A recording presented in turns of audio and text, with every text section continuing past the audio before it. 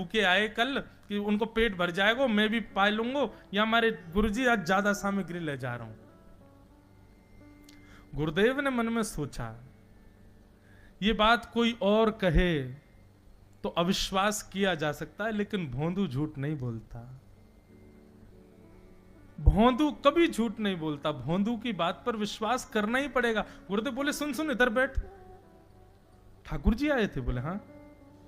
अच्छा, उनका रूप कैसा था? जैसा रूप आपने बताया था ना गुरुजी, बिल्कुल वैसा। ऐसे कटाक्ष नेत्र, मोती जैसे दांत, ठाकुर जी की मुस्कान ऐसी, पाग ऐसी, कान ऐसे। गुरुदेव के तो नेत्र बंद हो गए, वे सब अनुभव करने लगे।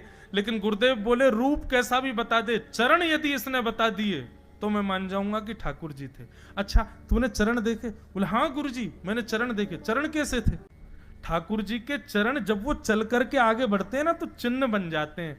कहीं ध्वजा बनी थी, कहीं शंख बना था, कहीं कुछ बना था। और उनके जो नखून है ना, उनमें से ऐसा लगता है मानो जैसे कोमल का पराग हो, कमल का पराग हो। और चरणों का रंग कैसा, जैसे मानो जैसे गुरुदेव कमल होता है ना, कमल की आकृति, ऐसे ठाकुर जी के चरण। जब चरण का यथावत वर्णन भोंदू ने कर दिया, गुरुदेव समझ गए। बोले निश्चित ठाकुर जी आते। नहीं तो भोंदू कहां जाने, इतनी बुद्धि नहीं है उस पे कि वो इतना सब कुछ ढूंढ धाड़ के मुझे बताए। भोंदू एक काम करेगा? बोले हाँ। ठाकुर जी आएंगे तो तेरे सखा बन गए? बोले हाँ। तो उनको लेकर के आश्रम आ जा, यहां पे आ जा। भोंदू बोला कि इतने योग्य बालक हैं, लेकिन ठाकुर जी ने किसी से नहीं कही, मुझसे कही है। अगर मैंने ये काम नहीं किया तो मेरा जीवन व्यर्थ है। भोंदू को लगा ठाकुर जी सबसे ही मिलते हैं, गुरु जी किसी से भी कह के बुलवा लेते, मुझको काम दिया। भोंदू ने तो उसको अपने हृदय में ले लिया, अब ये काम मुझे करना है। बोले गुरु जी मैं वचन दे के जा रहा हूं, ठाकुर जी को मैं लेके आऊंगा। जा बेटा। भोंदू वन में चला गया। अब तो उसको मिलने की भी एक्साइटमेंट नहीं है, और कोई उसके मन में भाव ही नहीं है। उसको ये है बस ठाकुर जी को मैं ले जाऊं। जाकर के बैठा, ठाकुर जी अपनी गैया चराते भये, बढ़िया सुंदर एक डंडा पर हाथ टांगे भये ठाकुर जी आए। रूप देख करके फिर से भावुक हो गया भोंदू। ठाकुर जी आकर के बैठ गए। बोले चल जल्दी निकाल रोटी, भूख लगी है मुंह को। भोंदू सजाता जा रहा है, थाली ठाकुर जी को देता जा रहा है। बोले जय जय, एक प्रार्थना करूं? बोले करो। आप मेरे संग मेरे सखाओ ना आप? बोले हाँ तेरो सखाऊं, तो मेरी बात मानोगे? बोले कहा, आप मेरे संग आश्रम चलो गुरु जी के पास। ठाकुर जी रोटी पाते जा रहे, ठाकुर जी ने अनसुनी कर दी बात। बोले जय जय कछु कहो ना, आप चलोगे ना? ठाकुर जी बोले हम तेरे सखा हैं, तेरे गुरु जी के सखा नहीं है। तू मोते मिल, तू मेरे संग खा, तू मेरे संग रहे, तू कछु कर, तो कुछ सब अधिकार है, लेकिन ये हम गुरु जी ते मिल बातें मिल ये सब हम नहीं करेंगे।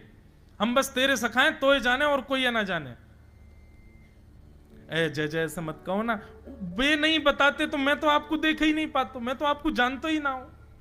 उनने ही तो मुझको बताई कि आप भांडीर बनाते हो, आपका रूप ऐसा है। उनने कृपा करके मुझको आपसे मिलवाए हो, वही हमारी मित्रता के मूल आधार है, उनसे तो मिलवे चलो ना। ठाकुर जी बोले देख ज्यादा जिद मत करे, हमने तो उसे एक बार कह दी हम नहीं जाएंगे नहीं जाएंगे नहीं जाएंगे। ठाकुर जी रोटी पा रहे थे तो भोंदू ने हाथ से रोटी और छनाई, बोले ये भी दो, ये भी गुरु जी की है, लाओ ये मिर्च गुड़ सब दो, ये सब गुरु जी को, ये भी मत खाओ। और सुनो, यदि हमारे गुरु जी से आपको प्रेम नहीं है तो हमको आपसे प्रेम नहीं है। कलते अपनी गैयान को लेकर कहीं और चरावे जाओ, होंगे तुम नंदन नंदन अपने गांव के, मेरे गुरुजी के पास नहीं जाओगे। और सुनो, ये मुंह में जो रोटी रखी जाओ को उगल ले आओ, ये भी गुरुजी की रसोई में बनी है, हमारे गुरुजी से नहीं मिलेंगे। ठाकुर जी बोले अरे भोंदू ने रुक तो नहीं, नहीं नहीं अब तो मैं सुनूंगा ही नहीं, आपने ऐसे कैसे कह दी नहीं जाएंगे, 3 बार नहीं जाएंगे नहीं जाएंगे। और ये भांडीरवन मेरो है, मैं यहां गैया चरावे आऊं, कल से अगर तुम और तुम्हारी गैया दिख गई मुंह को तो तुम्हारी गैयान को लेके मैं चलो जाऊंगा आश्रम, फिर तुम्हारी मैया बाबा तुमको मारेंगे। ठाकुर जी बोले अरे भोंदू इतना नाराज? बोले यदि मुझसे मित्रता रखनी है तो मुंह को वचन देना पड़ेगा कि आप आश्रम चलोगे, और अगर आपने फिर से नहीं कही तो मैं जा रहा हूं वापस, और कभी आपको मुख नहीं देखूंगा, अपना मुख नहीं दिखाऊंगा। ठाकुर जी बोले इस मुख को देखने के लिए या संग के लिए लोग पता हो तो कितनी तपस्या करें। बोले जो तपस्या करें उनको मुबारक, तुम मुंह को ना चाहिए, मुंह ना मिलनो तुमते, मुंह कोई गरज ना पड़ रही तुमते, आज तक नहीं मिले, कल ही तो मिले हो मोते, वो भी गुरुदेव की कृपा से मिले हो, जाओ मत मिलियो, मुझे ना चाहिए तुम। ठाकुर जी बोले मैं तो ना जाऊंगा, मैं तो तेरे पास ही रहूंगा। बोले तुम मत जाओ, मैं जा रहा हूं। कि जाने लगा वापस। भोंदू, ठाकुर जी पुकार रहे हैं भोंदू को, मानो जैसे त्रिलोकी लेके जा रहा है वो ठाकुर जी के, जैसे मानो पूरा ऐश्वर्य ठाकुर जी का ले जा रहा हो। अरे भोंदू ने रुक तो जा। भोंदू बोला अपना मुख भी नहीं दिखाऊंगा यदि आप नहीं चलोगे तो। भोंदू थोड़ी दूर गया, ठाकुर जी को लगी वापस आ जाएगा, थोड़ी और दूर गया, लगा अब आ जाएगा, लेकिन जब भोंदू दिखना बंद हो गया हमारे ठाकुर जी विचलित हो गए, दौड़े भोंदू की तरफ।